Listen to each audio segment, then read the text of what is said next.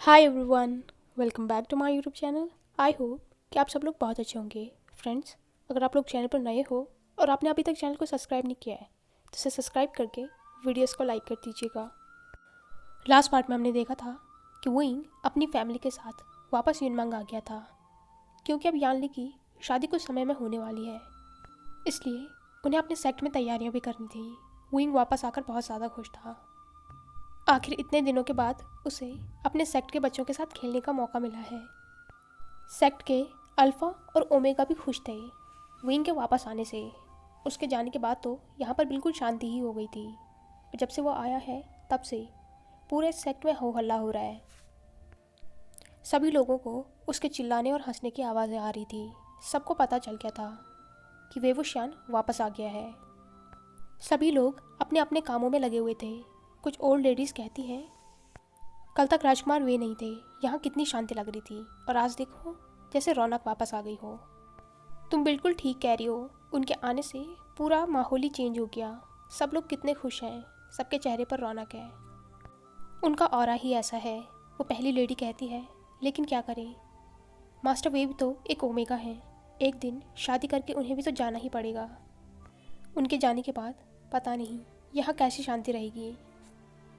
थोड़ी दूरी पर कुछ बच्चे थे जो ध्यान से उन दोनों की बातें सुन रहे थे। एक बच्चा उनके पास आकर कहता है, आई, आप किसकी शादी की बात कर रहे हैं? इस पर वो लेडी उसकी तरफ मुड़ी। वो कहती है, अरे तुम लोग यहाँ पर क्या कर रहे हो? जाओ जाकर खेलो। देखो यहाँ पर हम लोग काम कर रहे हैं, हमें डिस्टर्ब मत करो। इस पर बाकी बच्चे भी उनके पास आ गए। वो कहते हैं, आई, आप किसकी शादी की बात कर रहे हो? तो वो लेडी कहती है, हम तुम्हारे शियान गगा की शादी की बात कर रहे हैं। एक बच्ची कहती है, लेकिन आई, अभी तो यानली जीजी की शादी है ना? इस पर वो लेडी कहती है, हाँ, लेकिन तुम्हारे शियान गगा भी बड़े हो गए हैं, अब उनकी शादी का भी टाइम हो रहा है। यानली जीजी के बाद उनकी ही शादी होगी। फिर वो लेडीज़ वहाँ से चली गई। सभी बच्चे सोच में पड़ गए थे। एक कहता है कि शियान गगा भी शादी करके चले जाएंगे। तो दूसरी कहती है, इसका मतलब अब वो हमारे साथ नहीं खेलेंगे। तभी एक बच्चा कहता है, मैं शियान गग्गा को बिल्कुल भी शादी नहीं करने दूंगा। अगर उन्होंने एक बार शादी कर दी तो वो यहाँ से चले जाएंगे। उन बच्चों ने उस बच्चे की तरफ देखा। उन सब लोगों का चेहरा ऐसा हो गया था जैसे विंग की शादी के बाद जाने के बाद वो सब के सब सैड हो गए हों और उनसे उनकी कोई कीमती चीज़ ले जाने वाला हो। सब लोग अब विंग को ढूंढने चले गए थे। उन्हें सच में जानना है कि क्या उनके शियान गगा उन्हें छोड़कर चले जाएंगे। विंग तालाब के पास था। वो कुछ ओमेगाओं के साथ सूप बनाने के लिए कमल की जड़ें निकाल रहा था। वो सब लोग हंसते खेलते एक दूसरे के साथ बातें भी कर रहे थे। तभी वो सभी बच्चे विंग को ढूंढते ढूंढते वहाँ तक आ गए। एक ओमेगा उन बच्चों को देखकर कहता है, आज ये शैतानों की सेना कहाँ जा रही है? सब लोगों ने उन बच्चों की तरफ देखा। वो कहते हैं, तुम लोगों को क्या चाहिए? यहाँ तालाब के पास मत आओ। विंग जो कि तालाब के अंदर था, वो बच्चे कहते हैं, हमें शियान गगा से बात करनी है। विंग उनकी तरफ देखकर कहता है, मेरे नन्हे मुन्नों को मुझसे क्या कहना है? अगर तुम लोग यहाँ पर खेलने आए हो तो हम लोग बाद में खेलेंगे, अभी मैं इनकी मदद कर रहा हूँ।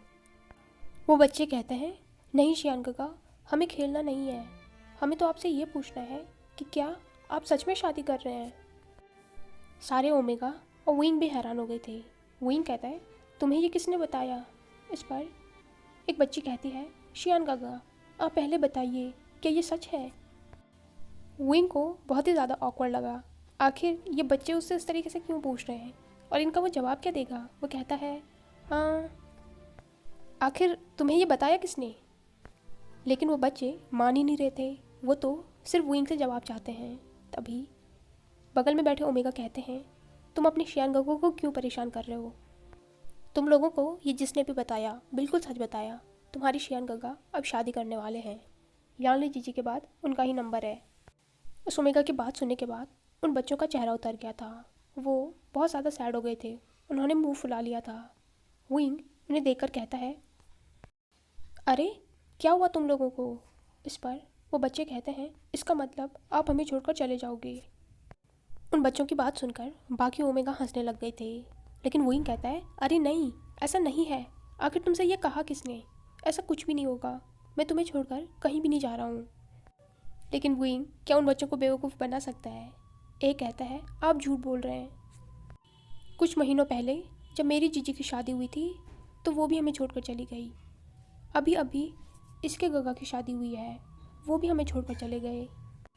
अब यानली जीजी की शादी होगी तो वो भी हमें छोड़कर चली जाएंगी। तो आपकी शादी होगी तो आप हमारे साथ कैसे रहोगे? आप भी चले जाओगे, आप बस झूठ बोल रहे हो। उन बच्चों की बातें सुनकर तो विंग का सिर घूम रहा था और बाकी लोग अपनी हंसी रोकने की कोशिश कर रहे थे। आखिर जो सारे कबीले की बैंड बजाता है उसकी कोई बैंड बजाए तो हंसी तो आएगी ही ना। वो बच्चे विंग से नाराज़ हो गए थे, अब उससे बात नहीं करेंगे। वो कहते हैं शियान काका, अब आप हमारे साथ नहीं खेल सकते हैं, हम आपसे बात भी नहीं करेंगे। विंग पानी से बाहर आ गया था। वो कहता है अरे आखिर ये कैसी जाती है, तुम मेरे साथ ऐसा कैसे कर सकते हो? तो वो बच्चे उसकी तरफ मुंह बनाकर कहते हैं आप हमारे साथ ऐसा कैसे कर सकते हो? वो सारे बच्चे वहाँ से चले गए थे। विंग कहता है अरे आखिर इन सबको हो क्या गया है? इस पर वो ओमेगाएं हंसते हुए कहते हैं राजकुमार देख लीजिए, अब या तो आपको सेनापति लान को चुनना पड़ेगा या फिर अपनी वानर सेना को। जाइए जाइए उनके पीछे जाइए और उन्हें मना कर आइए, यहाँ का सारा काम हम निपटा लेंगे। विंग वहाँ से उन बच्चों के पीछे चला गया था और वह सारी ओमेगाएं विंग को देखकर हंस रही थी। एक कहती है ये बच्चे भी ना, तभी दूसरी कहती है अरे बच्चों की क्या गलती है? राजकुमार वे नहीं, उन्हें इतना सिर पर चढ़ा रखा है, अब किसी को अपनी आदत डलवाओगे तो बाद में ऐसा होगा ही। वैसे मैंने सोचा नहीं था कि राजकुमार वे और सेनापति लान के बीच में सब कुछ ठीक हो जाएगा और इतनी जल्दी वो दोनों एक दूसरे को पसंद भी करने लगेंगे। जब वो यहाँ से गए थे तब तो वो लान वांग जी को कितना ज़्यादा नापसंद करते थे और अब देखो उनकी शादी भी तय हो गई है। तभी दूसरी ओमेगा कहती है तुम बिल्कुल सही कह रही हो, और मैंने तो ये भी सुना है कि सेनापति लान ने हमारे राजकुमार को मांग भी कर दिया है। तो जिन्हें पता नहीं था वो हैरान हो गए, क्या सच में?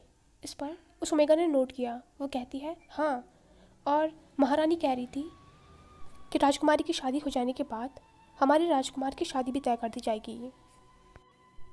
इस पर वो ओमेगाएं कहती हैं ये तो होना ही था, वैसे भी हमारे राजकुमार हैं ही इतने अच्छे, आखिर कोई भी उन्हें कैसे रेजिस्ट कर सकता है? सेनापति लान को तो उन्हें पसंद करना ही था, मैंने तो पहले ही कहा था। वो लोग इसी तरीके से आपस में बातें कर रहे थे। दूसरी तरफ विंग उन बच्चों को मनाने पे लगा हुआ था, लेकिन वो उसकी बात ही नहीं सुन रहे थे। यान ली और मैडम यू को भी पता चल गया था कि वो बच्चे क्यों विंग से नाराज़ हैं। मैडम यू कहती हैं आशियन अब ये तुम्हारी ड्यूटी है कि तुम उन्हें तैयार करो, उन्हें मनाओ। कबीले में शादी की वजह से बहुत ज़्यादा काम था। जियांग चेंग की तो हालत ख़राब हो गई थी और विंग इस तरीके से बच्चों के साथ खेल रहा है ये देखकर उसे बहुत ज़्यादा गुस्सा आ रहा था, लेकिन वो कुछ कर भी नहीं सकता था। वहाँ पर उसके माँ और बाबा दोनों ही हैं, अगर वो विंग को कुछ भी बोलेगा तो दोनों के दोनों उसे डिफेंड करने आ जाएंगे। उसके साथ तो हमेशा ही ऐसा होता है। बहुत देर मशक्क़त करने के बाद जैसे तैसे विंग ने उन बच्चों को मना ही लिया, उन्हें बता ही दिया कि वो उन्हें छोड़कर कहीं नहीं जाएगा। विंग थककर यानली के पास बैठा। वो कहता है शीजिए सच में उन लोगों ने मुझे सच में परेशान किया। यानली उसे पानी का ग्लास पकड़ाकर कहती है आशियन ऐसा तो होना ही था। तभी जियांग चेंग ने वो पानी का ग्लास उसके हाथ से खींच लिया। वो कहता है शीजिए काम मैंने किया है और आप पानी उसे दे रही हैं, वैसे भी वो बच्चों के साथ खेल ही रहा था। विंग कहता है जियांग चेंग तुम मुझसे इतना जलते क्यों हो? हाँ। इस पर जियांग चेंग कहता है मैं क्यों तुमसे जलूँगा, मैं तो बस ये सोच रहा हूँ कि कब शीजिए की शादी हो और कब उसके बाद तुम्हारी शादी हो। तुम एक बार यहाँ से चले जाओ, उसके बाद तो सब कुछ अच्छा होगा। उसकी बात सुनकर विंग ने मुंह बनाया। यानली कहती है आशियन तुम उसकी बातों पर ध्यान मत दो, वो तो ऐसे ही बोलता है, आखिर ये हमारा घर है, शादी के बाद भी हम यहाँ आ सकते हैं। ऐसा थोड़ी है कि शादी करने के बाद हम यहाँ से हमेशा के लिए चले जाएंगे। जियांग चेंग उन दोनों को चिढ़ाते हुए कहता है एक बार आप लोग शादी करके जाइए तो फिर मैं देखता हूँ आप लोग यहाँ वापस कैसे आते हैं। विंग उससे कहता है जियांग चेंग तुम मेरी मार खाओगे। तभी वहाँ पर जियांग फेंगबियान आ गया। वो कहता है विंग क्या तुम फ्री हो? थोड़ा मेरे साथ आ जाओ, निमंत्रण पत्र लिखने हैं। जियांग चेंग कहता है, बाबा ये काम मैं कर लूँगा। इस पर जियांग फेंगमियान कहता है, जियांग चेंग तुम्हें कुछ सैनिकों के साथ बाजार जाकर सामान लाना है, इसलिए तुम उनके साथ जाओ। विंग उठकर अपने बाबा के साथ चला गया, लेकिन मुड़कर वो जियांग चेंग को चिढ़ाना नहीं भूला। वो उसे जीभ दिखाकर कहता है, तुम्हें यही करना था, और उसके बाद वो वहाँ से चला गया। जियांग चेंग ने भी मुंह टेढ़ा बना लिया था। वो कहता है, पापा हमेशा ऐसा करते हैं। इस पर यालनी हंसने लगी। वो कहती है, चंगशा तुम जल्दी जाओ, वरना बाबा तुम्हें फिर से कहेंगे। जियांग चेंग कहता है, मैं जा रहा हूँ, और उसके बाद वो चला गया। दूसरी तरफ वांग जी अपने कबीले में अपने शिष्यों के साथ था। वो उन्हें तलवारबाजी सिखा रहा था, और इस बार सबसे अच्छी बात ये थी कि वो ओमेगाओं को भी तलवार चलाना सिखा रहा था। आखिर उसने विंग से मिलकर एक बात तो सीख ली है कि ओमेगा और अल्फ़ा सच में एक दूसरे से बिल्कुल भी अलग नहीं है। अगर उन्हें भी एक जैसी शिक्षा मिले तो वो भी एक जैसा काम कर सकते हैं। और वैसे भी ओमेगा होकर उसका विंग इतना केपेबल है, तो कोई भी उसके जैसा केपेबल हो सकता है। उसके कुल के ओमेगा भी बहुत ज़्यादा खुश थे। आखिर उनके सेनापति ने ऐसा डिसीजन लिया, ऐसा कुछ तो खास हुआ होगा जो उन्होंने अपने रूल्स बदल दिए, जहाँ पर वो कभी भी ओमेगाओं को युद्ध विद्या नहीं देते थे और आज वो खुद उन्हें सिखा रहे हैं। ये तो उनके लिए बहुत ही ज़्यादा खुशी की बात थी, क्योंकि वो हमेशा से ये सीखना चाहते थे। वांग जी उन्हें हमेशा इंस्पायर करता था। वांग जी उनका रोल मॉडल है। वो वांग जी की ही तरह तलवार चलाना सीखना चाहते हैं, उसकी तरह युद्ध विद्या में निपुण होना चाहते हैं, लेकिन उन्हें मौका ही नहीं मिलता था। आज जब वांग जी ने उन्हें खुद से कहा कि वो उन्हें भी तलवारबाजी सिखाएगा, तो उनकी खुशी का तो कोई ठिकाना ही नहीं था। और इन बच्चों को खुश देखकर वांग जी को भी एक अलग से खुशी महसूस हो रही थी। वो सोच रहा था, विंग इसीलिए इतना खुश रहता है क्योंकि वो सबको एक्सेप्ट करता है, जो जैसा है बिल्कुल वैसे ही। दूर से लेन शिचन और चिरन भी ये सब कुछ देख रहे थे। शिचन कहता है, अंकल मैं बहुत ज़्यादा खुश हूँ, मास्टर वे की वजह से एटलीस्ट वांग जी की सोच में तो चेंज आया। सच कहूँ तो मैं भी इस बारे में बहुत ज़्यादा सोच रहा था कि हम भी अपने सेक्ट में ओमेगाओं को शिक्षित करें, जैसे जियांग फेंगमियान करते हैं, लेकिन मुझे पता था वांग जी इस बात के लिए कभी भी नहीं मानेगा। लेकिन देखिए, विंग से मिलने के बाद सब कुछ बदल गया है। मैं सच में बहुत ज़्यादा खुश हूँ। चिरन कहता है, तुम बिल्कुल ठीक कह रहे हो, मुझे भी वांग जी में बहुत से चेंजेस दिखाई दे रहे हैं। शिन कहता है, अंकल लेकिन आप परेशान लग रहे हैं। इस पर चिरन कहता है, तुमने ठीक कहा, मैं थोड़ा परेशान हूँ। शिचन कहता है, अंकल क्या अभी भी आप उसी बारे में सोच रहे हैं कि मास्टर वे किस तरीके की ऊर्जा का इस्तेमाल करते हैं? अंकल आपको भरोसा कर लेना चाहिए, वैसे भी हम सब जानते हैं, अगर ऐसा कुछ भी होता तो हमें पता चलता। चिरन कहता है, शिचन हो सकता है तुम सब लोग ठीक कह रहे हो सकता है ये सिर्फ मेरा एक भ्रम हो, कि बस मैं फालतू में टेंशन ले रहा हूँ। मैं बस इतना चाहता हूँ कि सब कुछ ठीक रहे, वांग जी और विवुशियान दोनों ही साथ में खुश रहें। फिर चिरन वहाँ से चला गया। शिचन अभी भी वांग जी को देख रहा था। वो चिरन की बातों के बारे में भी सोच रहा था। उसे भी पता है कि लन चिरन विंग को कितना पसंद करता है, वो उसे कितना ज़्यादा ढूंढ रहा था। उसके अंकल इस तरीके से किसी के बारे में इतना ज़्यादा नहीं सोचते हैं। ज़रूर विंग के बारे में कुछ तो ख़ास बात है, ऐसा तो उसे भी लगता है, लेकिन वो फॉरबिडन मेथड हो सकते हैं, ऐसा उसे नहीं लगता है। पता नहीं आगे क्या होगा। विंग अपने माँ और बाबा के साथ बैठा बैठा सभी सेक्ट को निमंत्रण पत्र लिख रहा था, लेकिन काम में उसका बिल्कुल भी मन नहीं लग रहा था। वो कहता है, बाबा अभी और कितने लिखने हैं? इस पर मैडम भी कहती हैं, तुम कितने कामचोर हो गए हो, अभी तो तुमने कुछ ही लिखे हैं। उन्होंने उन निमंत्रण पत्र की तरफ इशारा किया जो विंग ने लिखे थे। वो कहती हैं, और थोड़ा ढंग से लिखो, अब तो तुम इतनी गंदी हैंडराइटिंग में लिख रहे हो, इसे तो कोई पहचान भी नहीं पाएगा, वो लोग इसे पढ़ेंगे कैसे? विंग ने मुंह बना लिया था। अभी वो सोच रहा था कि वो क्यों वो मार्केट नहीं गया, यहाँ पर जियांग चेंग को ही आने देता, वही बोर होता। वेइंग को निमंत्रण पत्र लिखते लिखते शाम हो गई थी। फाइनली उसका काम खत्म हो गया था। वो उठकर अपनी बॉडी को स्ट्रेच करते हुए कहता है, ओ गॉड, मेरी कमर सच में टूट गई है। तभी मैडम ये पीछे से कहती है, अभी तो कुछ भी नहीं हुआ है, असली तैयारियां तो अब होंगी। अब तुम्हें भी जियांगचंग और अपने बाबा का पूरा हाथ बटाना है काम में। अभी जाओ और जाकर आराम कर लो। इस बात पर विंग ने पाउट किया और वो कमरे से बाहर आ गया। उसने अभी भी अपनी कमर पकड़ रखी थी। बैठे बैठे सच में उसकी कमर में दर्द हो गया है। अपने कमरे में आकर विंग सोच रहा था, लांजान इस वक्त क्या कर रहा होगा। मुझे उसकी बहुत ज़्यादा याद आ रही होगी। वो तो इतना खड़ूस है कि उसे मेरी याद भी नहीं आ रही होगी। तभी उसके दिमाग में कुछ आया और उसने बगल से एक तालिस्मान निकाला। ये उसकी जादुई तितलियाँ थी। वो कहता है, इनका यूज़ क्यों ना किया जाए, वैसे भी ये जियांगचंग के काम कितना आएंगी, कभी मैं तो इनका यूज़ करूं। और उसने उन तितलियों को वांग जी के पास भेज दिया। वांग जी हांशी में अपने ब्रदर के साथ बैठा हुआ था। वो सेक्स से रिलेटेड कुछ ज़रूरी कागज़ देख रहा था। तभी उसने अपने कान में विंग की आवाज़ को महसूस किया। वो थोड़ा हैरान हो गया था, लेकिन फिर उसने सोचा कि शायद उसका भ्रम होगा और वो फिर से अपने काम में लग गया। लेकिन उसके कान में फिर से आवाज़ आई, लांजान। वांग जी ने हैरानी से इधर उधर देखा। शिचिन उसे देखकर कहता है, वांग जी क्या हुआ। इस पर वांग जी कहता है, ब्रदर वो नहीं, कुछ नहीं। उसे लगा कि वो फिर से इमेजिन कर रहा है। वो अपने मन में सोचता है, क्या मैं पागल हो गया हूँ, मुझे विंग की आवाज़ क्यों सुनाई दे रही है। तभी उसके कान में फिर से आवाज़ आई, लांजान तुम कुछ जवाब क्यों नहीं दे रहे हो। वांग जी ने अपने भाई की तरफ देखा। वो कहता है, ब्रदर क्या आपने कुछ सुना।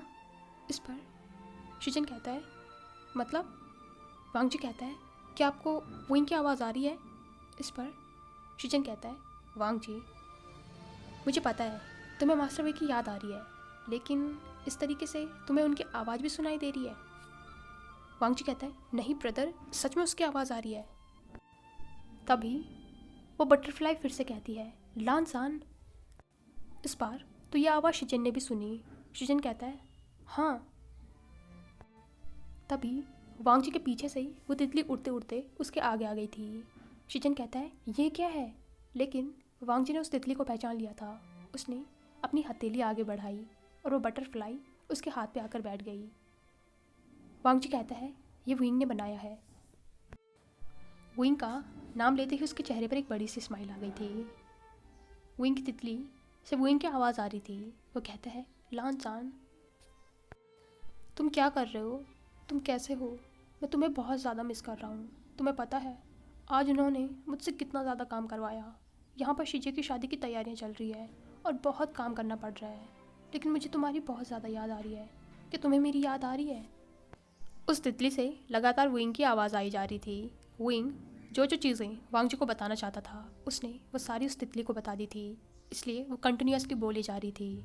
शिजन को ये देखकर हंसी आ गई। शिजन उसे देखकर कहता है, वांग जी मुझे लगता है तुम्हें अपने कमरे में जाकर मास्टर वे का मैसेज सुनना चाहिए।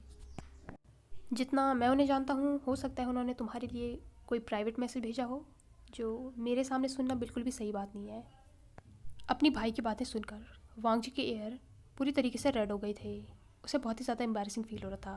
वो जल्दबाजी में वहाँ से उठा और अपने कमरे में आ गया। दरवाज़ा बंद करके उसने विंग का मैसेज एक बार फिर से सुना। विंग उसे अपना पूरा दिन बता रहा था और बार बार उससे यही कही जा रहा था कि वो उसे कितना मिस कर रहा है। वांग जी को भी विंग की बहुत ज़्यादा याद आ रही थी। वो कहता है, विंग मैं भी तुम्हें बहुत ज़्यादा मिस कर रहा हूँ, लेकिन तुम चिंता मत करो, राजकुमारी की शादी पर मैं आऊँगा ना, तब हम मिल लेंगे। विंग ने उसे ये भी बताया कि आज उसने सभी सेक्ट को निमंत्रण पत्र लिखे हैं। कल तक उसके सेक्ट में भी निमंत्रण पत्र पहुंच जाएगा और उसे ज़रूर आना है। वांग जी ने भी विंग को उस बटरफ्लाई के ज़रिए एक लंबा चौड़ा मैसेज भेजा कि वो उसे कितना ज़्यादा मिस कर रहा है और वो अपना ख्याल रखे। वांग जी उससे बहुत ज़्यादा प्यार करता है। विंग अपने कमरे में बैठा बैठा उस बटरफ्लाई के आने का इंतज़ार कर रहा था। इंतज़ार करते करते आधी रात हो गई थी। तब जाकर वो बटरफ्लाई उसके पास आई। विंग ने उसे हाथ में लेकर कहा, तुमने कितनी देर कर दी, आखिर पूरी रात गुजर गई है तुम्हारे इंतज़ार करते करते। वांग जी का मैसेज सुनने के बाद उसे बहुत ही ज़्यादा अच्छा लगा। वो कहता है, लानजान, मैं सच में तुम्हें मिस कर रहा हूँ। वांग जी का मैसेज सुनने के बाद ही वो सोया और सुबह फिर से लेट उठा। नेक्स्ट दिन से ही यानली की शादी की तैयारियां और ज़ोर शोर से होने लग गई थी, क्योंकि अब दिन बहुत ही कम थे। सभी सेक्ट को निमंत्रण पत्र भेज दिए गए थे। यानली के लिए भी सारी शॉपिंग कर ली गई थी। उसकी ज्वेलरी, उसके कपड़े, सब कुछ तैयार थे। अब बस इंतज़ार था तो उस दिन का जब उसकी शादी होगी। सब लोग उसके सेक्ट में बहुत ज़्यादा खुश थे और विंग शादी से ज़्यादा इस बात से खुश था कि वो अब वांग जी से मिलेगा इतने दिनों के बाद। हाय एवरीवन, आई होप कि आपको ये पार्ट पसंद आया हो। अगर आपको ये वीडियो पसंद आई हो तो इसे लाइक, कमेंट, शेयर और चैनल को पक्का से सब्सक्राइब कीजिए। Thank you.